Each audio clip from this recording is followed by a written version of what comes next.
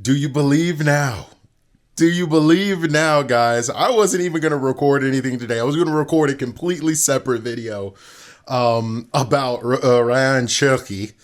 And turns out I'm doing this video about Manchester City, baby. Liverpool fans everywhere, guys. This could be the year. This could be the year. If I haven't said that in my previous videos and I haven't made that very obvious, I believe that this could be the year that this, not could be, but maybe just is the year that we do it. We get number 20. We get number 20, guys. And what perfect timing. It feels a lot like it did last year, honestly, when Manchester City didn't look great. They had Rodri. They had all these great players, right? And key players for themselves. And they didn't look great, and they looked there to be had. And we were in the lead by Christmas, and the statistics were all pointing towards us winning the league. And then we kind of capitulated towards the end. It's giving the same exact energy, but it feels different, mainly because obviously there's someone else in charge with Arne Slot at the helm, who just has a completely different tactic and a completely different way that he goes about things, which gives me a lot more trust in this season than in previous seasons where we've gotten close like this before. I'm trying not to get too excited, and you know I be getting excited, man.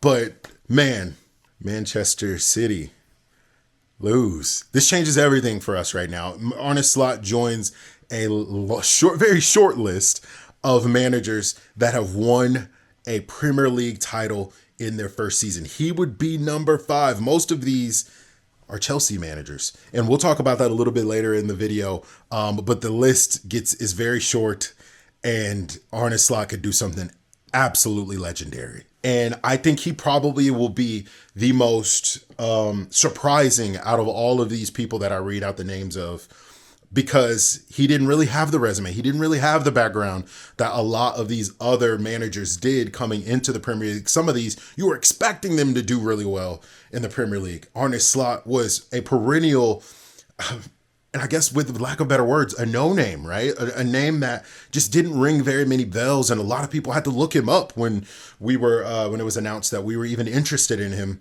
And now a star is born. A star is born if he gets this done. That's an if he gets this done. Before you go down in the comments and say, don't get too ahead of myself, because you guys like to do that on every video. A star is born if he can get it done. But it looks so likely now.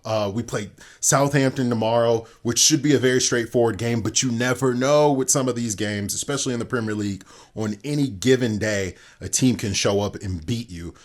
Just ask Manchester City today. And I said that Tottenham could do a very Tottenham thing today. They could be done a very Tottenham thing. And I said it in the podcast for this week.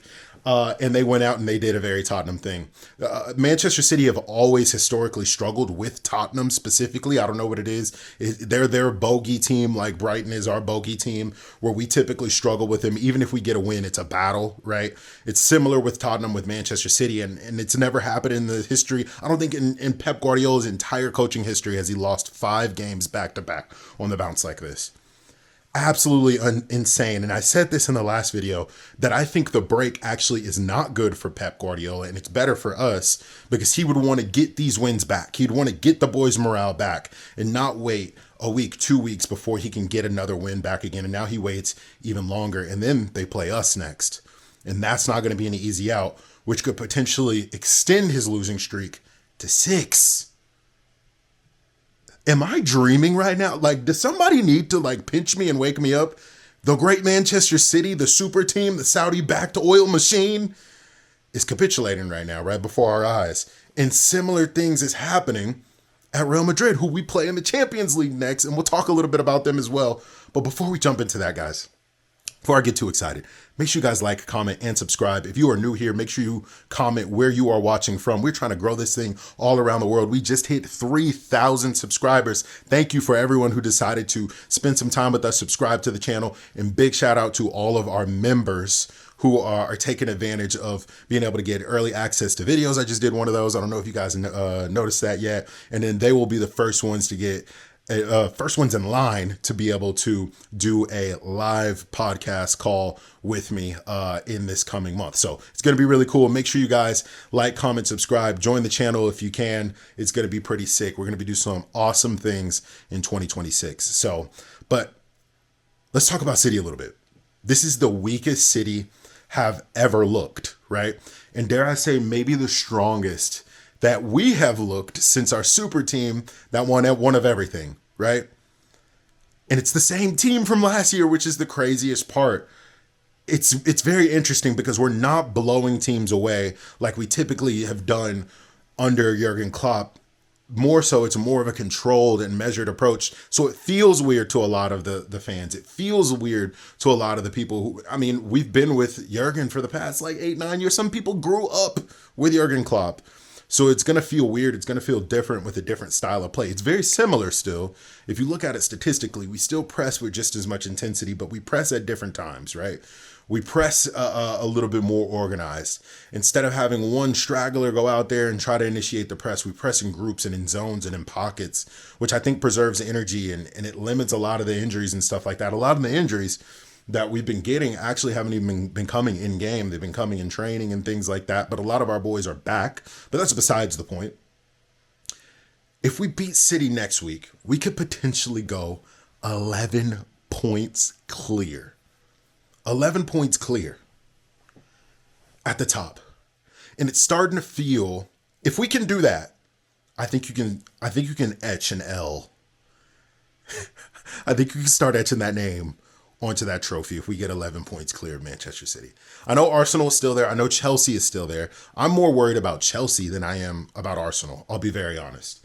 I think just the way that Arsenal has gone about this campaign, it doesn't feel like they're title contenders. It doesn't feel like that season where they got super, super close.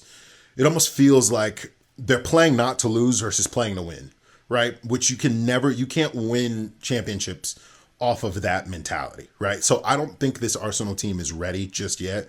And I don't know if they'll ever be ready. I don't know if Arteta will even get a chance to kind of see out another season, because this will be, I think that he's on his 6th year without a trophy. So we'll see what happens there. Chelsea is a young, dangerous team. They're very young, like I just mentioned, which I think may be a detriment to how they do in the long term and in the long stretches of this season. But they're there. I think within the next 2 to 3 years, Chelsea is going to be a dangerous team that we are all going to have to look out for. They are ones that I'd say keep an eye on this season more so than Arsenal. But if we beat Manchester City next week, I think that's it for them. I think that's it for City. I don't know if there's any coming back. I mean, it's hard to put that past a team like Manchester City, who have done some amazing things and some insane comebacks in their own right. But it's hard to think that you can claw back from an 11-point deficit and win a title. I don't know the statistics behind that, but I'm sure it doesn't happen very often. And if they do that, it'll be the greatest capitulation of a title probably in history if we throw that away. I truly believe that. So, and here's the list of Premier League managers that have won the Premier League on their first try. Most of these are Chelsea managers, which is absolutely nuts, which makes me a little bit nervous about Chelsea, how good they are, how young they are, how hungry they are, and how good of a manager they have in Maresca. But let's talk about it. Jose Mourinho in 2004-2005, Carlo Ancelotti in 2009-2010, and Manuel Pellegrini with Manchester City in 2013-2014, and Antonio Conte in 2016-2017. Arne Slot could be the only Liverpool manager to join this list in this modern era of Premier League managers who've won it on their first try. And I gotta be fucking dreaming at this point. Excuse my language. I gotta be dreaming at this point if that ever happens. If we can somehow grab another trophy out of this and do a double in the first season, I think it is the start of a dynasty. But what happens next, right? We get a win at Southampton. We get a result at Madrid. We get a result at City. What does December look like and January look like? We know December is a very, very busy period for Premier League teams in general. Games back to back to back all the way in through January. So I think we have to strengthen. I think FSG has to put their money where their mouth is. There is an opportunity to be had here in this season to make an impact and win something significant, win something big, unexpected, and complete a Cinderella story with Arne Slot and these Liverpool boys. But we need reinforcements. Without a doubt, in January, we need to go and reinforce and we need to strengthen. We need to have a big window. I think we need to go and get another center back, left-footed center back that can also deputize as a left back. I do think we need to go get a holding midfielder, and I do think we need another attacker, especially with Jota coming in and out of the side. Chiesa is kind of questionable about his fitness. If Darwin Núñez goes down, who plays in the middle? Okay, Diaz is there, but then we just have Diaz, Gakpo, and Salah, and we have no backup there.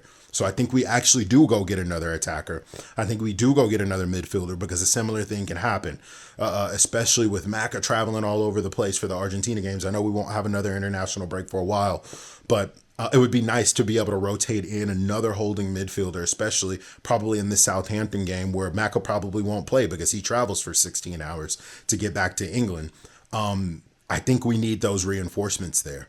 And if FSG don't outlay a substantial amount of cash to reinforce this opportunity, this side, Arne Slot specifically, I think that says a lot about our ownership, and I'll be extremely disappointed. And I'm typically a neutral party when it comes to FSG, but if they don't give Arne Slot the opportunity to improve and reinforce this side and the opportunity that we have right now, I think it'll probably be one of the greatest failures in Liverpool history, right?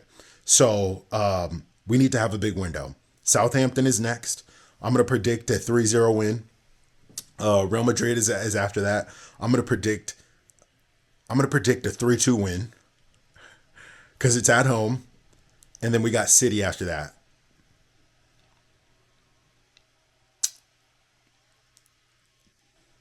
I'm going to go 1-0. I'm going to go 1-0 at City. But let me know what you guys think down in the comments below. What changes now? I think the game changes completely.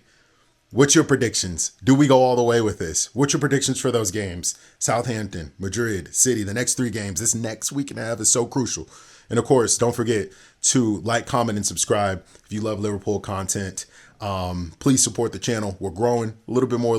The next goal is to get to 3,500, then get to 4,000, and then we just keep climbing, baby. I started this a year ago with 0. We're now at 3,000. It's absolute blessing to be able to do something like this, to be able to talk about the club that I love with amazing people like you and hear takes and hear perspectives from all around the world, not just Liverpool, not just where I'm from, Las Vegas, but from everywhere. So I appreciate all of you guys, and we'll see you tomorrow. Peace.